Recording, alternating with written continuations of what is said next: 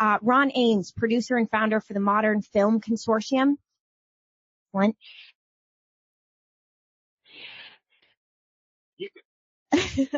Alex Genion, virtual art department supervisor, DNEG 360/Dimension Studios. Excellent. Round of applause. Thank you. Katrina King, global strategy leader for content production at AWS. Big round of applause for Katrina. And Walter Scholes, VFX director, Cuebric. Excellent. So without further ado, I hand it over to this illustrious group to talk about the making of Cowgirls on the Moon. Thank you. Thanks for joining us, everyone. So just kind of introduce the project. Every year we've been building studios in the cloud at AWS, and we've discovered that if we create a piece of content, it contextualizes the series of demos into a story. And so instead of seeing a bunch of demos in a booth, what you're seeing is the contextualized interaction between all of the various workloads that create a holistic workflow in the cloud. And so this year we really wanted to challenge ourselves by creating a high concept piece of content that would really challenge us to do more with less and to really lean into modern technologies in order to be able to create something. And over the process of this show, well, it started off as a joke. I said, let's do something ridiculously out there that's really going to force us to lead into modern cloud computing and generative AI. And I said something ridiculous like Cowgirls on the Moon. And it was a joke, but nobody came up with a better idea. So that's what you're stuck with today. So what we ended up doing, we wanted to do something really high concept. And there's three kind of main themes to the production that we made. The first is generative AI assisted virtual production. The second is AWS Deadline Cloud-powered VFX and rendering. And then the third one is holistic production in the cloud. And so when we set off to make this, I somehow managed to rope Ron Ames, producer of Lord of the Rings, The Rings of Power, to come in on this. And he brought DNEG in, and before you know it, we had industry legends collaborating to try to take like ultra-modern bleeding-edge technologies, put them together into a coherent workflow, and see if we can do something absolutely insanely ambitious with absolutely no resources. We ended up delivering 36 VFX shots with 8 people in 8 days. And everything was shot virtual production. We've got a combination of Compson and Nuke, a bunch of Houdini work that we did. And we actually managed to pull this project off against all odds. We also have our director of animation, Getty Wensinger, in the room. So a round of applause for Getty. So without further ado, let's play Cowgirls on the Moon and then have a little discussion about how we made it. It's ridiculous, I warn you.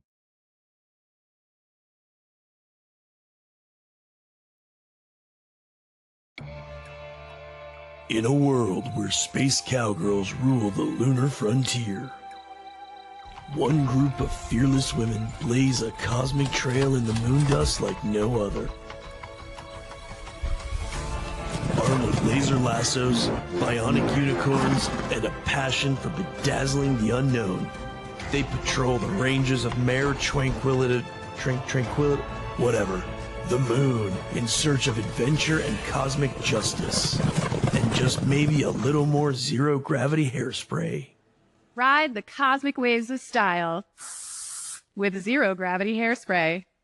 But when a bothersome bunch of lunar looters threatens to topple the tranquility of the final frontier, Sheriff Starburst must gather her galactic gals for the moon ride of their lives. You're just another shooting star about to fizzle out, Deputy Dazzler. Fizzle out? Honey, I'm like a comet. Once I cross you, you'll be starstruck for ages.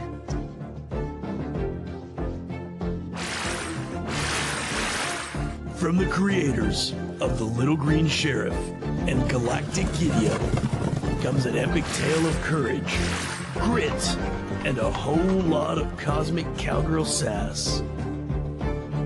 Strap on your space spurs, yoke up your unicorns, and prepare for the ultimate lunar showdown. Because when the cowgirls on the moon are in town, the universe had better watch out.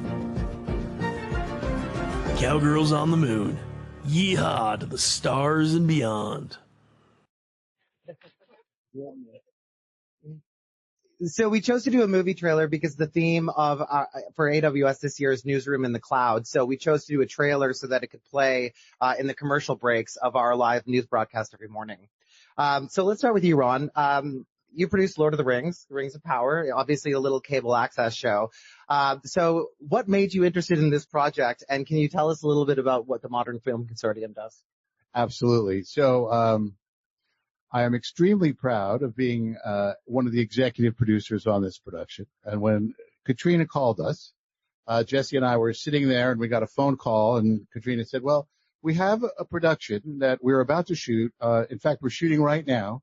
We need to put this together. We're going to be collaborating using the newest tools that we have in Studio in the cloud, and we have no money. And would you like to put this together for us? Jesse and I looked at each other and said, we're in. Cowgirls on the moon, that's what got me. I knew this was going to be good. As Katrina's productions all are, they are zany, but underlyingly, there's real, this is a real use case of truly the tools of the future and the tools of the present. This is really how collaborative filmmaking can be done. The guys will talk a little bit about actually how we did it. But the first thing that Jesse and I did was we thought, well, who could help us? We started first by thinking perhaps a small in-house team could do this. And then we thought, let's bring in, we work as in-house filmmakers for DNEG.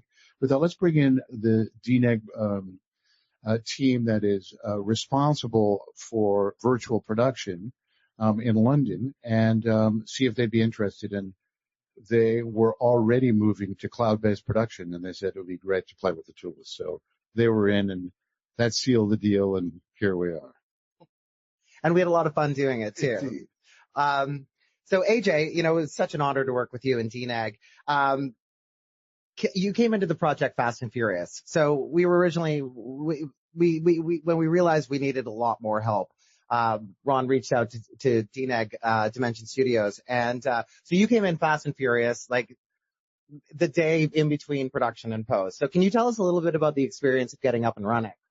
It's normally super intimidating.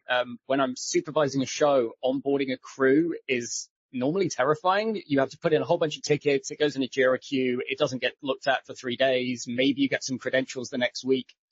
This one we got up and running in less than 24 hours. And we go straight to, got an email. It had a password. We downloaded a nice DCV. We had some computers in the cloud, and they had everything installed. So I got a crew up and running straight away. They were kind of shocked. They had some workstations with Unreal Perforces on there. Perforce is working. Houdini has licenses, and Nuke connects to the cloud. And we started working. That was awesome. Yeah, I think you came in on a Friday and then started working on a Monday. Yes. So we were able to set up the Cloud Studio environment in about 24 hours, including a render farm as well. And we'll dive into that in a little bit. So Walter, we would not have been able to make this production without Cuebric. All of the backgrounds that you see in every single shot, both in the virtual production and in the in-engine animation, were generated using Cuebric. So can you tell us, Walter, a little bit about Cuebric and what you do and how it was used on the production? Yeah, Cuebric is generative AI, but mostly emphasizing into how we can apply this into the Hollywood production.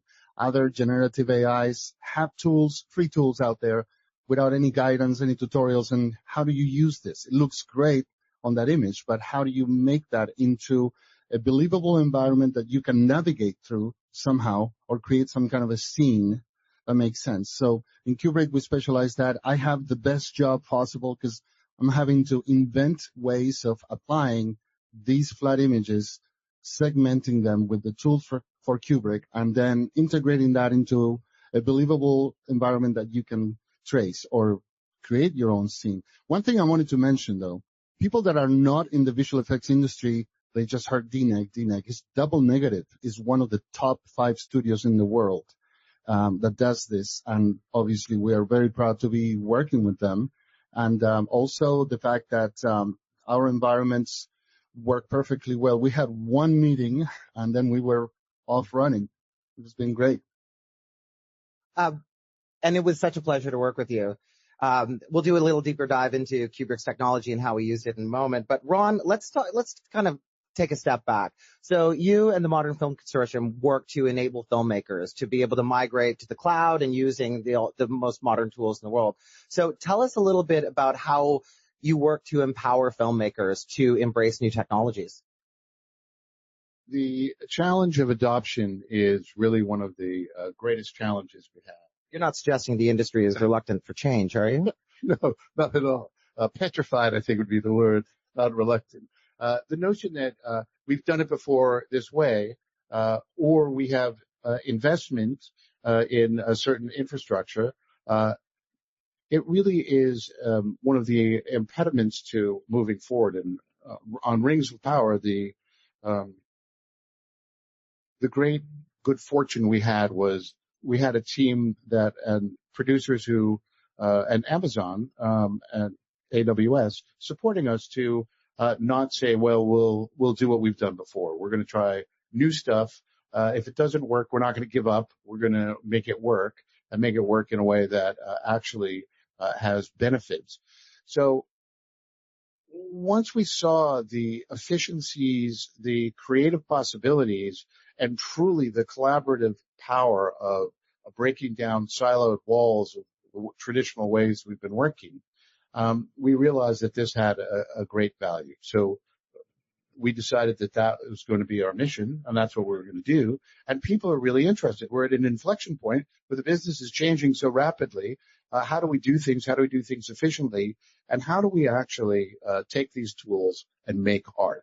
That's our interest. So our little art piece here, when you called us, and we called our division at DNEG that we knew would be interested in this, we said, guys, you want to do this? And it didn't take them 2 minutes to say, oh yeah, no problem. We'll call AJ, we'll get a team. And what AJ is describing is absolutely true. Out of the box, we were able to turn these machines on. And in fact, there was a change. We first said, oh, we want these machines to be Linux. But then we changed our minds and said, no, we want them to be Windows. Literally minutes, we had new machines up and running. The ability to work quickly, to collaborate, to tear down walls. We had groups working in Vancouver. We had groups working in London, working with you in LA and all over. Cuebric, Boston, Idaho, Switzerland, Turkey, Tucson, Netherlands. Everybody collaborates. It's seamless. It is seamless and it's exciting. And truly, this is leaning into this is what we're all about, and we really believe in it. And it works. The great news is that it works. It works. So AJ, I mean, let's talk a little bit about the collaborative environment. We had people like Ron just mentioned all over the world collaborating in this environment. We were pretty much working 24 hours a day. We created 36 VFX shots in 8 days with 8 people, I think. Not full time. It was probably 4.5 people total spread across 8 working days. Yeah. 36 shots. So tell us a little bit about how the collaborative cloud-based environment made this possible. So I don't think I ever want to go back to not using cloud workstations.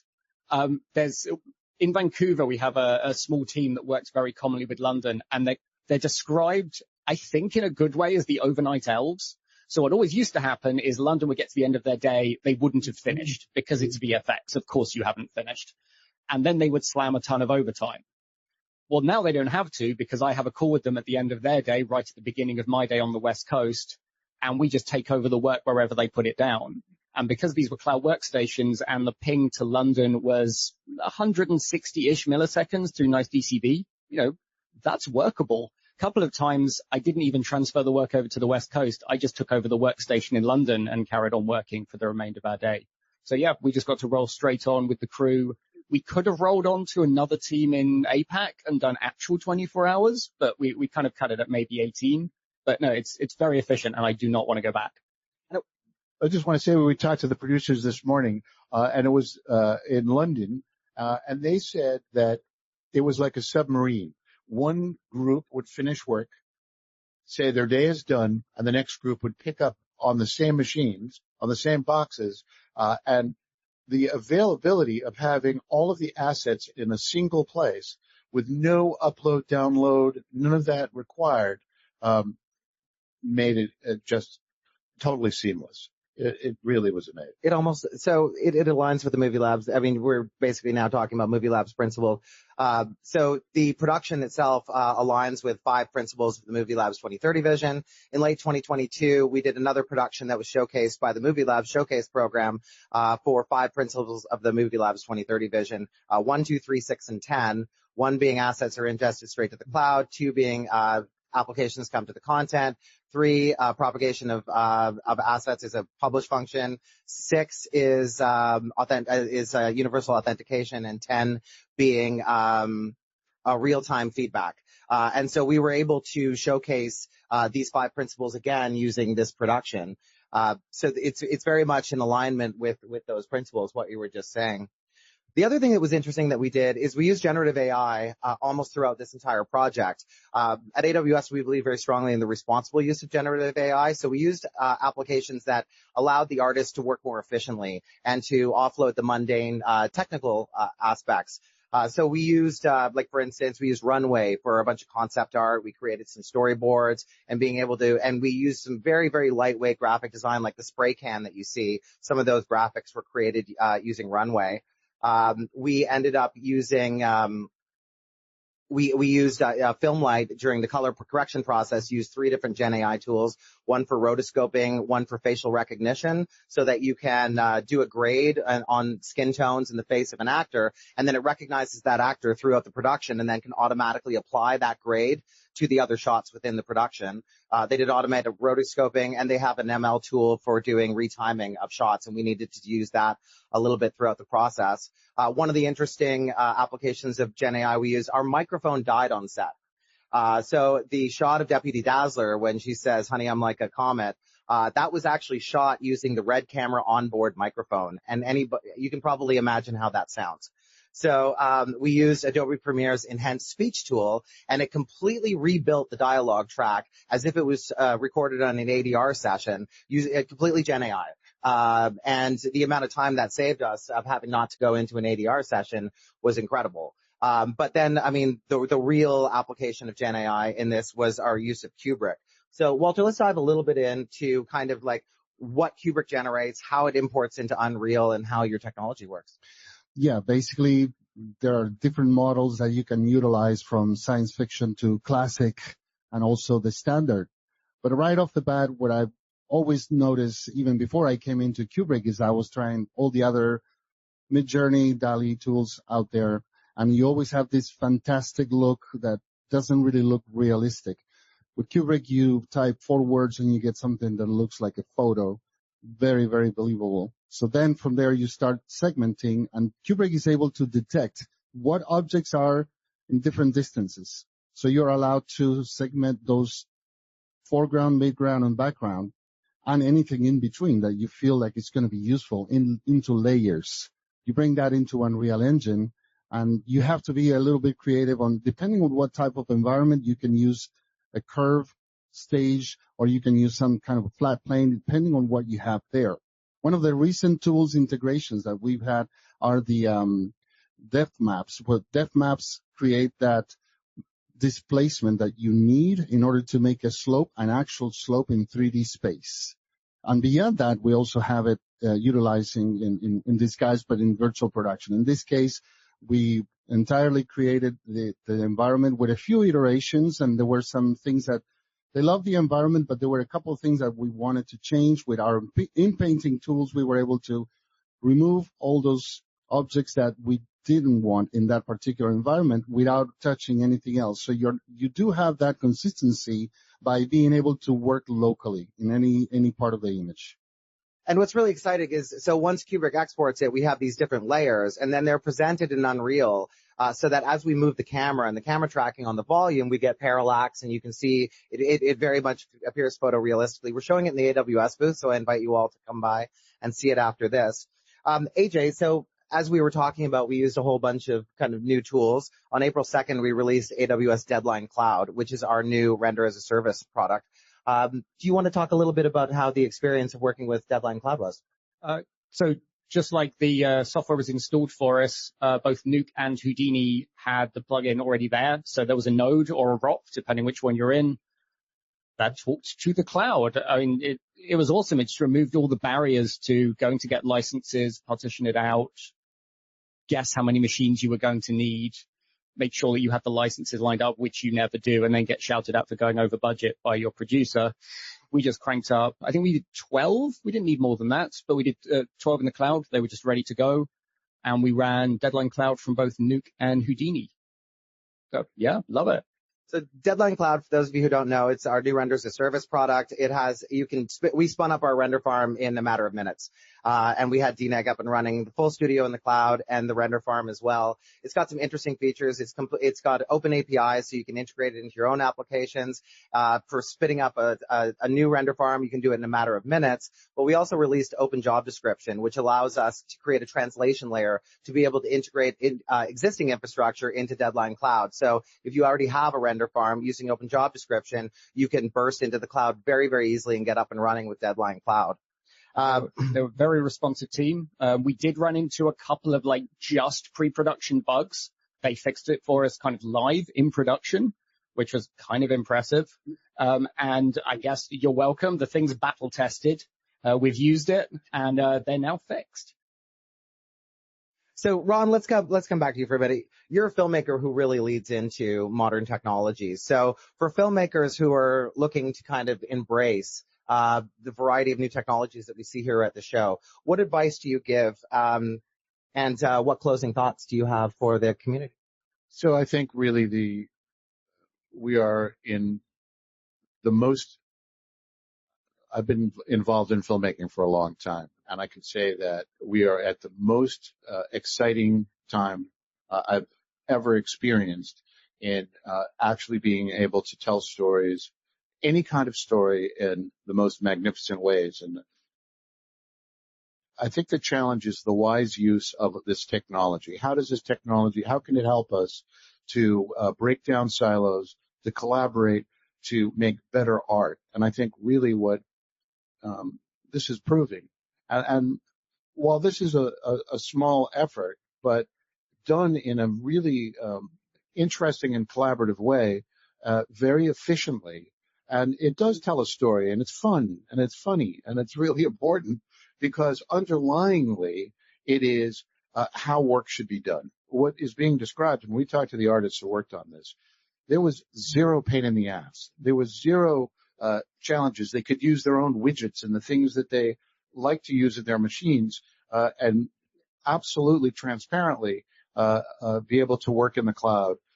And really the idea of having this material available is open, and using AI in both intelligent, wholesome, and ethical ways is really making it possible for us to expand our vision, work more efficiently, and more collaboratively, and make better art. And I think that truly are the values that Jesse and I are interested in.